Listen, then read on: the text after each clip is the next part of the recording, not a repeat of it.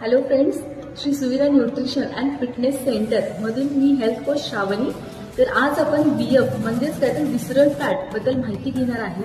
हे विसरल फॅट आहे काय, तर आपले जे अवयव आहेत, पोट, लिव्हर, छोटं आतडं, मोठं आतडं, हृदय ह्यांच्या भोवती जी चरबी साचते त्याला विसरल फॅट असं म्हणतात. इथं तुम्ही बघू शकता इंटरनल ऑर्गन्सवरती फॅट साचलेला आहे.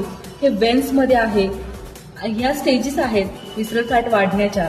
इथं हृदयावरती आहे, इथं ब्लड वेसल्सवरती आहे, इथं आतड्यांच्या भोवती आहे. ओके, तर याची नॉर्मल रेंज काय आहे तर 2 ते 8.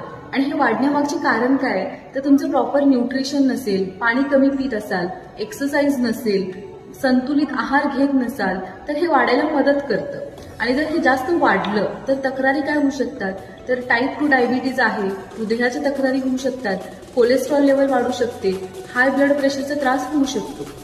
तर हे तुम्हाला वाढलं की नाही हे कसं ओळखायचं, तर जर तुमचं पोटाचा घेर जास्त वाढला असेल तर तुमचं विसरल फॅट जास्त आहे.